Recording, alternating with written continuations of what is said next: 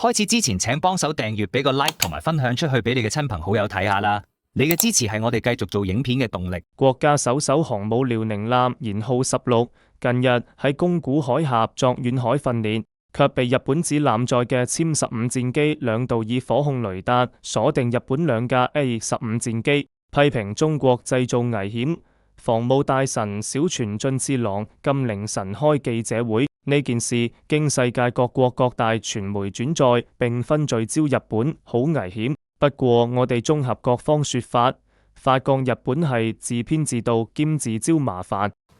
防衛省によりますと、昨日午後4時半頃から沖縄本島南東の公海上で中国軍の空母遼寧から飛び立った戦闘機が対領空侵犯措置を取っていた自衛隊の戦闘機に対してレーダーの照射を断続的に行いました。また午後6時半過ぎから中国軍機は別の自衛隊機へも照射したということです。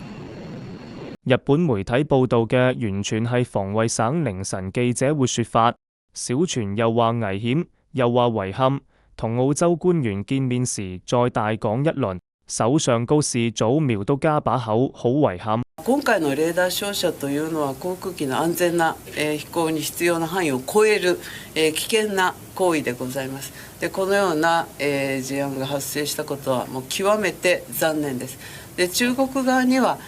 強く抗議し、再発防止をこの厳重に申し入れするということを行いました。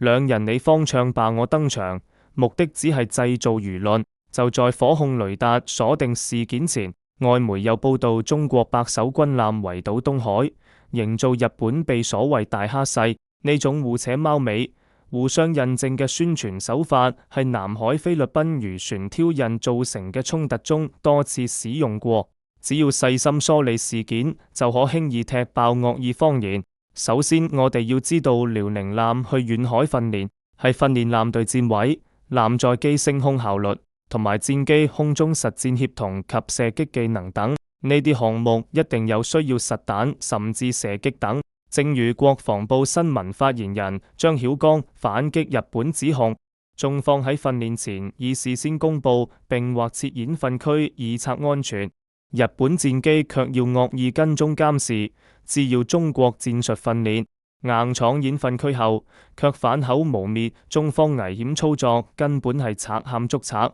倒打一耙。艦載機升空進行作戰訓練，開住雷達係常規操作。進行作戰訓練嘅國家通常都係咁做。對於日本先知要再反咬一口，中國駐日使館已提出交涉及抗議。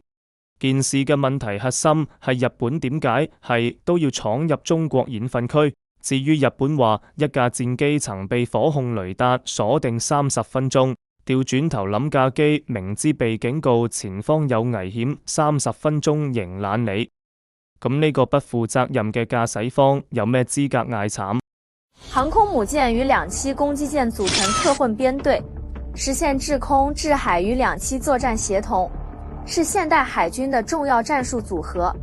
中國航母編隊近年陸續增加新員，需要加強協同訓練，但外媒就經常引述所謂安全官員臆測一番，好似白蘭島東海嘅報導被多個國家大肆轉載。外交部發言人嘅回應係中國海軍海警嚴格按照國內及國際法規行動，無需大驚小怪、過度解讀，更不應無端炒作。講到底，日本同外媒嘅指控都係製造中國威脅論。日本趁買慘製造存亡危機需求而擴張軍事，西方媒體就一貫要魔化中國軍力。別有用心嘅英國金融時報12月7日刊咗篇為日本抬轎嘅文章，標題係日本對特朗普政府在中日爭端問題上沉默感到失望。文中當然提到中國對日本嘅反擊，指日本對美國近期唔出聲好失望。呢篇文嘅動機好明顯，幫日本向美國黑臉。妙嘅係美國副國務卿同日本外務事務次官近日曾經通過電話，美國睇清睇楚卻未見發聲，誰是誰非大家已經心照。講開呢啲空中特殊事態，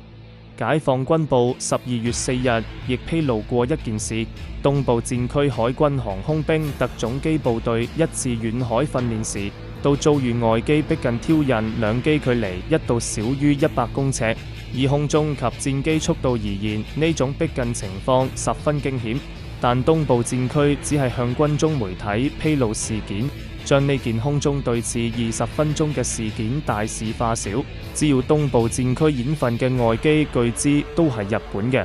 可見日本戰機只要中方軍事演訓已經唔係第一次。我哋嘅海空軍人員經常遭遇呢啲唔專業且居心叵測嘅滋擾，其實更危險，亦會影響演訓成效。所以今次國防部、外交部都唔忍啦。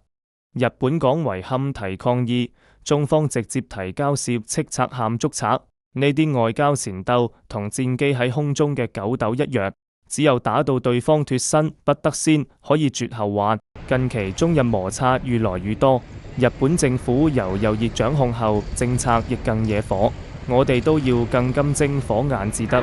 好啦，今日講到呢度，下次再傾。